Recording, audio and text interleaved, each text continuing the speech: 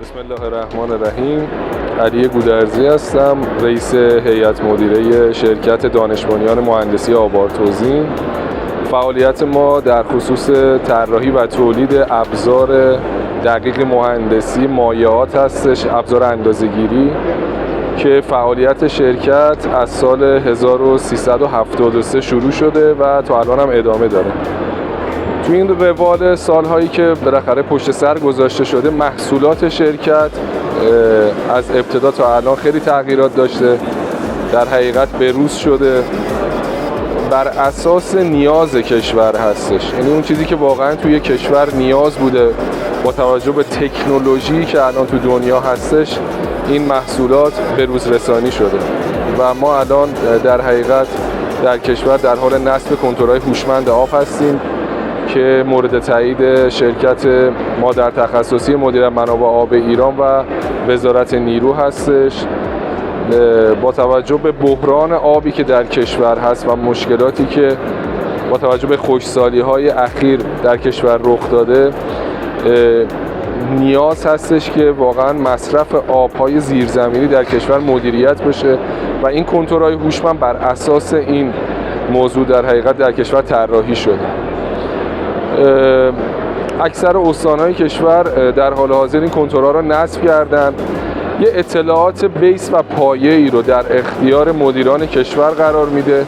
تا اینها بتونن در حقیقت برنامه ریزی کنن برای تعریف الگوی مصرف در جهت مدیریت مصرف آب. خدمتتون عرض کنم که خود شرکت هم تا اونجایی که تونسته محصولاتش رو بروز رسانی کرده تا نیاز کشور رو از واردات در حقیقت بی نیاز بکنه، که این محصولات رو من میتونم از کنتور هوشمند نام ببرم و کنتورهای حجمی دیجیتالی که ما سعی کردیم در دقت اندازه‌گیری رو بهبود ببخشیم و تو این موضوع هم موفق شدیم و در حال حاضر هم تولیدات ما در اکثر نقاط کشور نصب هستش و میتونم از این در حقیقت پروژه هایی که ما شرکت ما انجام داده به پروژه طرح گرمسیری مربوط به قرارگاه خاتم الانبیا و جهاد کشاورزی سیستان اشاره بکنم که ما کنتورهامون در اکثر این پروژه ها نصب و راه اندازی شده. کنتور هوشمند آب بر اساس نیاز کشور طراحی شده با توجه به بحرانی که همینطور سالهایی که پشت سر هم در حقیقت گذشته، این بحران جدی‌تر شده. ما الان توی حتی خاورمیانه هم با بحران آب در حقیقت این مشکل هست، وجود داره در خاورمیانه هم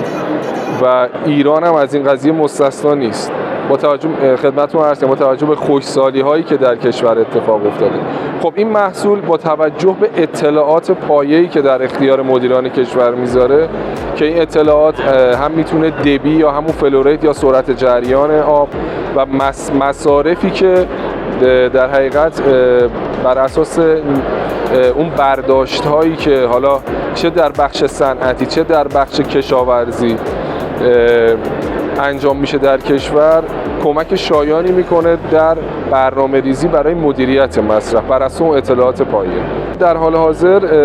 در فرودگاه پیام، منطقه ویژه پیام تو استان البرز در حال احداث یک مجموعه جدید هستیم که در اونجا به این فکر هستیم که محصولاتمون رو با توجه به تکنولوژی روز دنیا که ازش استفاده کردیم در ساختشون به فکر صادرات هم هستیم که انشاءالله اینو بتونیم در آینده نزدیک انجام بدیم. کلیه محصولات تولیدی شرکت مهندسی آبارتوزین دارای 3 سال گارانتی و 10 سال خدمات پس از فروش می باشد که با توجه به نمایندگی هایی که ما در سراسر کشور داریم، این خدمات قابل ارائه هست به کسانی که این محصولات رو تهیه میکنن. ما عضو پارک علم و فناوری استان البرز هستیم. حالا با توجه به محصولاتی که داشتیم وارد پارک شدیم و این نمایشگاه خوبی بود که حالا شرکت‌های فناور بتونن محصولات خودشون رو عرضه کنن و مسئولین کشور هم با بازدیدهایی که حالا از این نمایشگاه داشتن و خواهند داشت بالاخره ببینن که کشور چه قدرتی داره، کسانی که تو این کشور هستن بالاخره چه محصولاتی طراحی کردن که بتونن به کشورشون خدمت کنن و نیاز کشورشون رو برآورده. در خصوص مصارف خانگی ما محصول جدیدی داریم به اسم کنتور مدیریت مصارف خانگی که این کنتور برای در حقیقت استفاده در مناطق مسکونی طراحی شده که میتونه در حقیقت مدیریت کنه مصرف آب و در واحدهای مسکونی، واحدهای آپارتمانی که با توجه چون الان در حقیقت تو قسمت‌های مسکونی هم ما هم مشکلاتی داریم، بالاخره دعواهایی هستش، ممکنه تعداد نفرات مثلا واحدی باشه 2 نفر باشن، دو واحدی باشه اصلا کارمند باشن منزل نباشن، تعداد نفرات اینها بالاخره یک مسائلی داره که با این کنتور میتونیم در حقیقت به طور مجزا مصرف هر واحد رو ما اندازه‌گیری کنیم، میزان مصرفشون رو از طریق ارسال به سامانه مدیریت بکنیم و قابلیت اینا داره که حتی به تفکیک میزانی رو که باید بابت پرداخت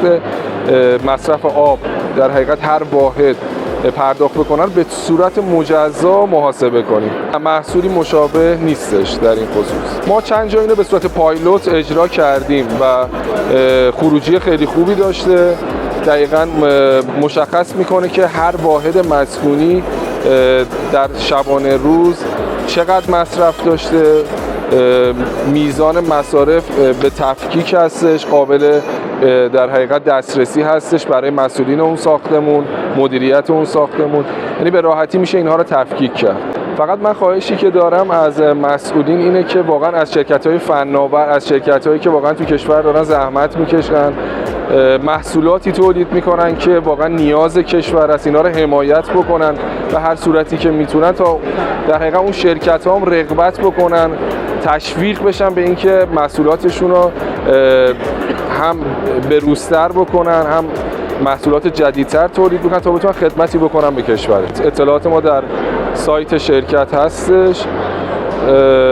که سایت شرکت هم www.abartozin.com هستش که با ورود به سایت اطلاعات در اونجا به طور کامل هست و از هر طریقی که بخوان میتونن با شرکت تماس بگیرن.